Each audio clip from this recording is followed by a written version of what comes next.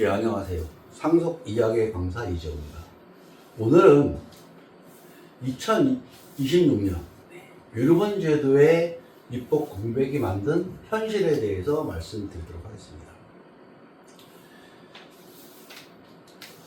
2024년 4월 25일 헌법재판소는 유르본 규정에 대해서 일부는 위헌, 일부는 헌법 불합치 결정을 했습니다. 그러면서 헌법 불합치 부분에 대해서는 2025년 12월 31일, 작년 말이죠. 그때까지 민법을 개정하라고 공고를 했습니다. 그런데 작년까지 민법 개정이 이루어지지 않았습니다. 이 부분에 대해서 오늘 말씀을 드리려고 합니다. 먼저 헌법 불합치가 된 규정에 대해서 말씀을 드리도록 하겠습니다. 여러 가지가 있지만 가장 중요한 건 1112조입니다. 이 1112조에서는 배우자, 자녀, 직계 존속의 유르본을 각자 규정을 하고 있습니다. 이거를 불합치 결정을 한 것입니다.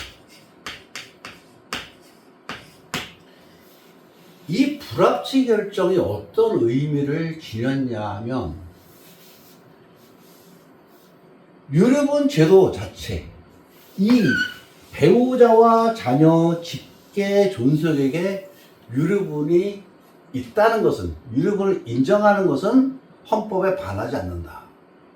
그러나 이 2분의 1씩 획일적으로 규정한 부분은 위헌이다라는 얘기입니다. 헌법재판소는 사항으로 되어 있는 형제, 이거는 곧바로 위헌이라고 얘기했습니다. 다시 말하면 이 자격 조건에 대해서는 형제는 위헌이지만 배우자, 자녀, 직계 존속은 합헌이다. 그러나 비율 자체는 위헌이다라고 말한 겁니다. 그래서 이 부분을 2025년 12월 31일까지 개정해라. 이렇게 헌법 불합치 결정을 하게 된 겁니다. 안 했습니다. 어떤 문제가 생길까? 헌법 불합치가 되면 이 기간까지 개정하지 않았을 때 소급해서 이거는 위헌이 됩니다. 다시 말해서 작년 말까지 이 민법의 1112조를 개정하지 않았기 때문에 이 자체가 효력이 상실됩니다. 그러다 보니까 지금 수많은 사건들이 유르본 사건이 근거 규정인, 원초적 규정인, 근거인 이 1112조가 없어져 버리게 된 것입니다. 자, 이런 경우는 두 가지가 문제가 됩니다. 근거가 없기 때문에 기각을 하거나 유르본권 자체가 없기 때문에 당사자 자격이 없다는 이유로 각하가 되어야 됩니다. 그러나 이 개정안이 결국 영원히 개정이 안 될 것이냐? 개정이 되겠죠. 어떤 이유로든 개정이 이루어질 것입니다. 그렇기 때문에 지금 실무 법원에서는 이거를 각하할 수 없고 그렇다고 판결할 수 없는 이런 진퇴양난의 입장에 놓여 있습니다, 현재. 그래서 저희 사무실에서도 원래 지난주에 서울 고등법원에서 그 선고가 예정이었던 유르본 사건이 연기가 됐습니다. 언제까지? 기한이 없습니다. 이 민법 개정안이 이루어질 때까지 추정되고 있습니다. 그래서 현재 이런 입법 공백으로 인해서 아주 위로분을 하는 당사자 입장에서는 많은 문제점을 안고 있습니다. 그러면 여기서 우리는 어떻게 해야 될까요? 이런 문제가 생깁니다. 그냥 물론 뭐 선고가 지금 예정되어 있는 사건들은 큰 의미가 없습니다. 그러나 지금 진행 중인 사건들, 그리고 앞으로 해야될 일이 많은 사건들은 뭐 상당한 영향을 이제 받게 됩니다. 어떻게 민법 개정안이 이루어질 건지에 대해서 지금 민주당에서 입법 개헌안 민법 개정안을 보게 되면 어느 정도 우리가 앞으로 이 유령 소송을 어떻게 끌고 갈 것인지를 추론해 볼 수 있습니다. 첫 번째는 상속권 상실입니다. 이게 이제 부당한 대우, 뭐, 이렇게 포괄적으로 볼 수 있습니다. 뭐 부양 의무 위반.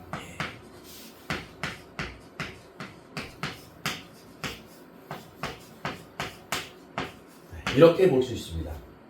자녀가 부모님을 학대하거나 유기하거나 피상속인을 또는 다른 자녀, 그러니까 부모님이 돌아가셨지만 부모님을 직접적으로 학대하지 않다 하더라도 다른 상속인, 부모님의 혈족, 그러니까 형제죠. 형제를 학대하거나 심하게 부당한 대우를 하거나 하면 상속권을 상실시킬 수 있다. 유령은 상속권의 절반이기 때문에 상속권이 상실되면 유령권도 당연히 상실됩니다. 이 부분. 두 번째는 기여분입니다. 현재 기여분에 대한 규정은 민법 1008조 2로 되어 있습니다. 그런데 이것은 아직까지 유류분 규정에는 적용되지 않습니다.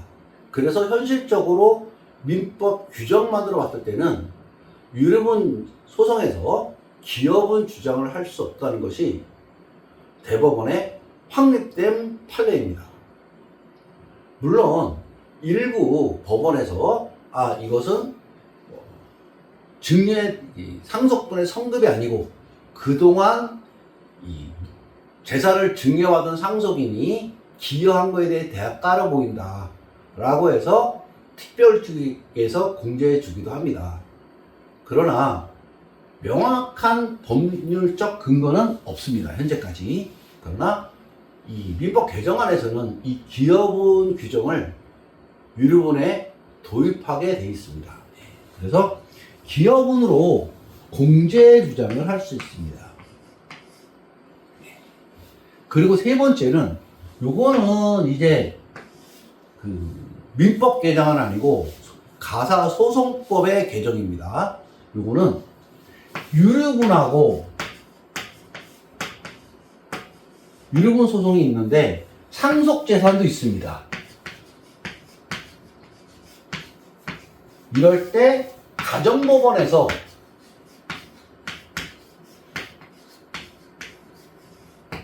이 상속재산 분할 심판 청구소송과 유류분 반환 청구소송을 하나의 소송으로 다룰 수 있게 하는 겁니다. 요 3번은 민법이 아니고 가사소송법이기 때문에 일단 제외하도록 하겠습니다. 자, 그러면 내가 여기나 여기에 해당이 됩니다. 내가 피고 입장이라면 이 두 가지 경우에 소송을 최대한 입법이 이루어질 때까지, 개정이 될 때까지 조금 연기할 필요가 있습니다. 그리고 이거에 따른 증거를 수집할 이유가 있습니다. 지금 상속권 상실과 기여분에 대해서는 유류분에서는 아직 확립된 사례가 없습니다. 그렇죠? 왜냐하면 지금 막 이 민법 개정이 이루어질 예정이기 때문에 기존에 사례가 없습니다. 그래서 내가 어떻게 하냐에 따라서 적용을 받거나 못 받고가 결정이 되는데, 우리가 주의할 거는 상속에서는 기여분과 상속권 상실이 있습니다. 사례가. 특히 이 기여분은 있습니다.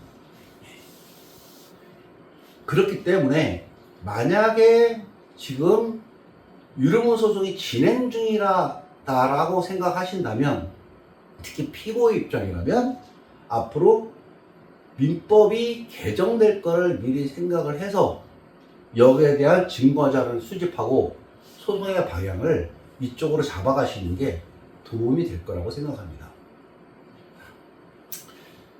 지금 정리해드리면, 지금 유류분 제도는 사실은 법률적으로는 없는 제도입니다. 그렇기 때문에 모든 유류분 소송은 전부 기각되는 게 맞습니다.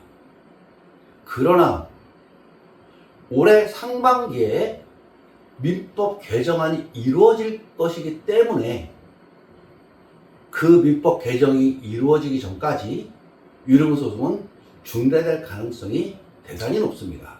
선고는 특히 더욱 그렇습니다.